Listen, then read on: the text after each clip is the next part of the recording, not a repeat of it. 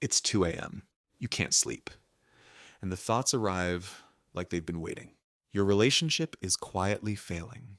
Your work has been meaningless for longer than you've admitted. That thing you said 3 years ago, people noticed. Everything is too much. Everything has always been too much. You are too much. This is simply, finally, who you are. You believe these thoughts, not because they arrived politely, asking to be believed, because they arrived with a specific weight of certainty, the kind that feels like seeing clearly for the first time. Then morning comes. You sleep. You eat. You move through the world for a few hours. And the certainty dissolves. Same relationship, same work, same life, unchanged in every measurable way. Completely different mind. You have had this experience dozens of times, maybe hundreds. And you've explained it the same way every time. I was tired. I was being irrational. I just needed to sleep. But that explanation skips the most important question. Why does the quality of your thinking, what feels true, what feels possible, who you believe yourself to be, why does all of that change when your body changes? Not your circumstances, your body. Here is what your brain is actually doing beneath every thought you've ever had. It is running an energy account. Lisa Feldman Barrett spent 30 years mapping the brain's primary function. Not consciousness, not emotion, not reasoning. Resource management. Your brain is right now, beneath your awareness, tracking every calorie going out and every calorie coming in. Every thought costs something. Every conversation costs something. Every unresolved fear sitting at low heat in the background costs something. Sleep replenishes it. Food replenishes it. Movement in the short term spends it, and then replenishes it far beyond what was spent. Barrett calls this the body budget. And here is what happens when that budget runs dry. Your brain cannot afford accurate predictions. Accuracy is expensive. It requires weighing the present against the past, checking the prediction against the evidence, updating where the evidence conflicts. A depleted brain cannot do this.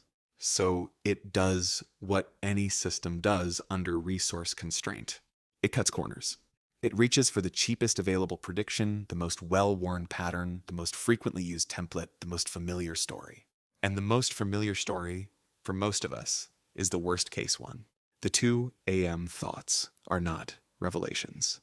They are budget cuts. Your brain, running on empty, is generating the cheapest version of you it knows how to make. If the body drives the mind this completely, how did we spend 400 years not knowing it? One man, one sentence, 1637. René Descartes, alone in a heated room in the Netherlands, writes the line that restructures Western civilization. Cogito ergo sum. I think, therefore I am. The mind is the ghost. The body is the machine. They are separate. The mind is primary. The body is the instrument it drives. This was not just a philosophical position. It became the blueprint for Western medicine, Western psychology. Every system built since to help people get better inherited this premise. Change the thinking. The body follows. And here is the astonishing thing. Every civilization that came before him already knew this was wrong. Marcus Aurelius was the most powerful man alive, emperor of Rome. He began every day not with thought, but with physical discipline. Cold water, movement, controlled sleep, then philosophy, then decisions. The Stoics built their entire system around this, not as a footnote, as the architecture. Hippocrates, the man Western medicine still swears its oath to, was practicing body-first medicine 2,000 years ago, not because he had the neuroscience, because he watched what happened to people. The Buddhist Eightfold Path begins with right livelihood, the physical conditions of your life. The body before the cushion. Always. Different civilizations. Centuries apart. The same discovery. The body comes first. Then Descartes. And we forgot. Not maliciously. With catastrophic consequence. 400 years of working on the upper floors while the foundation crumbles. Which brings you back to 2 a.m.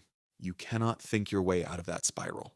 Not because your thinking isn't good enough, because your thinking is the symptom. The brain in deficit doesn't send a message saying resources low. It sends a message about your relationship, your worth, your future. In the language of meaning, the only language you will listen to, it is lying. Not cruelly, efficiently. So the question is not, what am I thinking? The question is, what does this body need right now? Sleep, food, movement, sunlight. Not tomorrow, now. The Stoics knew this. The Buddhists knew this. Hippocrates knew this. They encoded it across centuries without the instruments to prove it. The neuroscience is not new wisdom. It is ancient wisdom, finally proven. Marcus Aurelius wrote, "The first thing every morning, ask yourself what the body needs to do its work." He did not mean this as poetry. You were given that foundation. You were just never told where to find it.